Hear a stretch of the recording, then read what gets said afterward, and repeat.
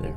Hi, I'm Art and my art channel, and today I'm going to show you a very simple way on how to mask a portrait or an artwork using very simple materials, and after that we're going to do some sketching. Things I need to mask my artwork are, of course, a cutting board. This is not exactly a cutting board, but I've been using this as my cutting board ever since. As you can see, it's to protect the desk because I don't want to cut through the desk. I need extra paper, my T-square that's been with me for a long time, but see, it still works. Cutter, a towel, I'll explain why, magic tape, and of course the portrait that we're gonna mask. So first, I'm gonna put a nice outline, or I'm gonna frame the artwork very nicely. Okay, so okay, maybe you're gonna ask why I put a mask on a portrait or the drawings I make. Well, it's actually this one, the empty space. After masking this one, it's gonna be the empty space of the artwork. It's actually called negative space.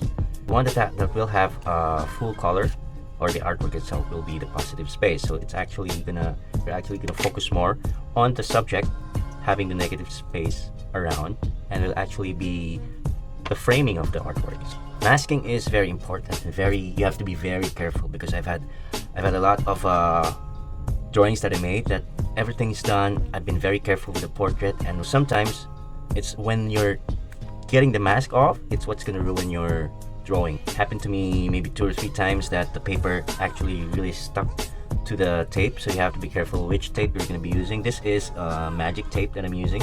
Or I was using a regular masking tape, but the adhesion of the masking tape is very unpredictable and sometimes it's too much.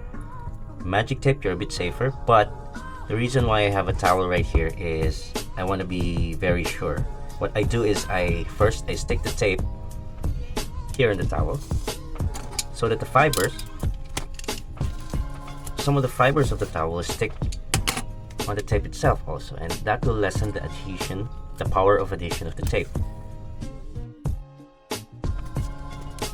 And why I would use extra paper is because this magic tape is very small, right? It won't cover the entire area, and I don't want to use too much of the tape for the whole area, because I don't want to risk the paper sticking on the tape itself.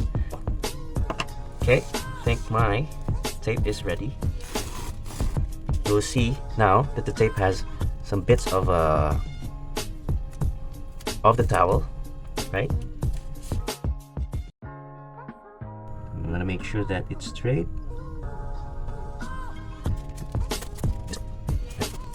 That's why every time I finish a drawing, I take deep breaths actually while I'm peeling off the mask, and I do it very, very slowly. On my previous videos, it might look like I took them off very fast, because I actually speed up the video so that it doesn't take too long to watch, but in reality I do it very carefully and very slowly. Now we've masked the sides, but I want to cover this area also, the entire area. Now I'm not gonna use all magic tapes to cover everything. That's gonna be very risky. You can eat up a big part of the paper. So I'm gonna use magic tape, but I'm gonna stick it on top of this one, and I'm gonna put the rest of the space, I'm gonna put this extra paper like this. So I'm ready to cut this with this cutter. Actually don't need a cutting board, but I just want to be very sure. What I want to do is I'm going to stick this one on top of the tape that's already sticking on the paper, like so. Opposite side. Now I'm just going to fold it, turn it around, fold it, and then this side. Sometimes actually I don't want the tape to be sticking too much, because with markers, like what happened to the portrait I made for my daughter before, it's using gray tone markers.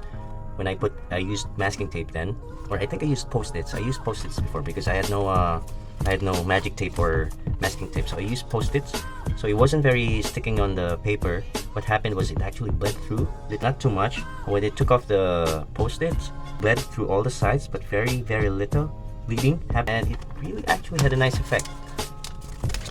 Very simple. That's how I mask my drawings, my portraits. Now we're ready to start coloring the portrait.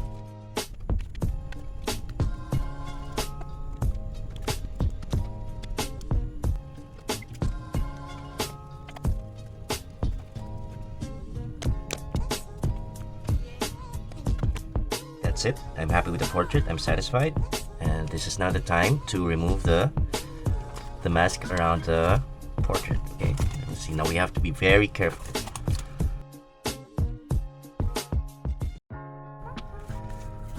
This is the part where we need to be very, very careful. We have to take our time. It's like we're pulling away from the portrait very slowly. See how it's turning up? It actually bled through the tape, and I like it.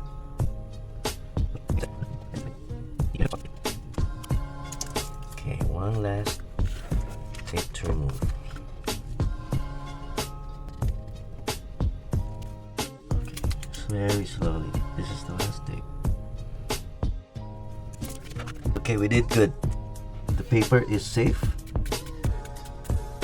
It didn't stick on magic tape, and it's clean. Now there are, you see, it bled through right there.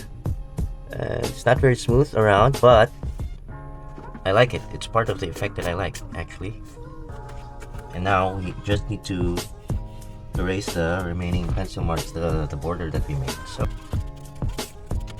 that looks very clean, right?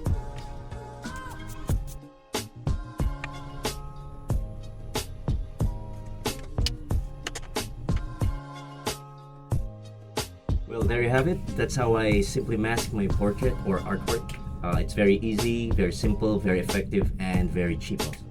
I hope you liked this video. If you do, please like and subscribe, and I'll see you again soon.